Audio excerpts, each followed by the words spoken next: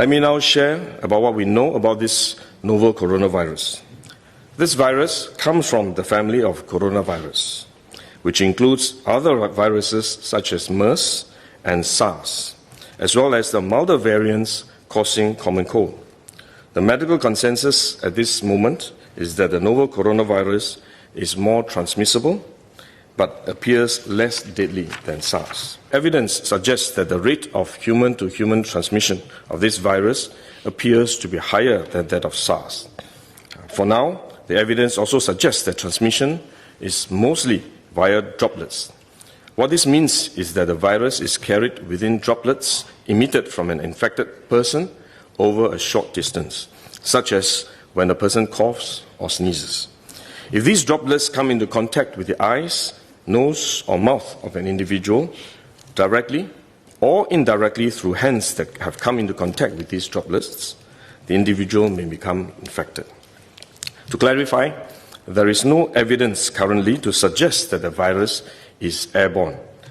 There are other viruses, such as the chickenpox, which can easily be transported via air currents and do not require droplets to contact the eyes or nose. The novel coronavirus is not in this category of viruses. The novel coronavirus could also transmit through surface contact. Let me explain. When a person sneezes or coughs, the droplets fall onto the surfaces of tables and chairs, and the virus may remain alive for up to a few days. When someone else touches the surfaces of these tables and chairs, the virus can be transferred to his hands, and if he then rubs his eyes or nose without washing his hands, he may become infected. So we should wash our hands.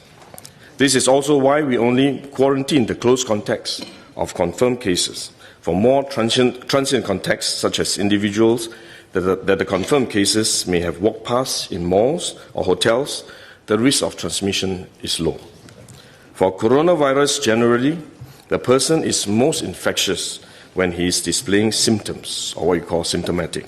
And this is likely to be the case for the novel coronavirus as well. There is evidence of limited spread from a person without symptoms during the incubation period. However, this form of transmission may be uncommon and has so far involved isolated cases only. At this point, the evidence still points towards higher transmissibility when the person is displaying symptoms. As such, medical professionals, both overseas and in Singapore, have advised that the most effective way that we can protect ourselves is to practice good personal hygiene. We should regularly wash our hands with soap and water and avoid touching our face with our hands. These may sound simple, but actually they are very difficult to do because all of us touch our face all the time. Even at a meeting when we have on this ministry task force, while I was speaking, I was touching my face until Minister Lawrence Wong nudged me with his elbow and said, "Stop touching your face." So it is simple but extremely difficult, but are actually very effective in preventing all kinds of infection. Potential infection from asymptomatic persons, in fact, is less likely to be from coughing or sneezing directly because they don't have symptoms. They are not sneezing or coughing, but more likely by touching contaminated surfaces, for which masks offer no protection.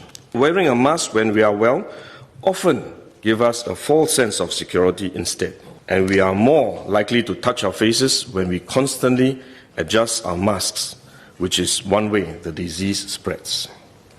At the same time, we need to protect others, our loved ones, friends, colleagues, and fellow Singaporeans that we come into contact with. If we are sick, we should rest and recover at home as far as possible.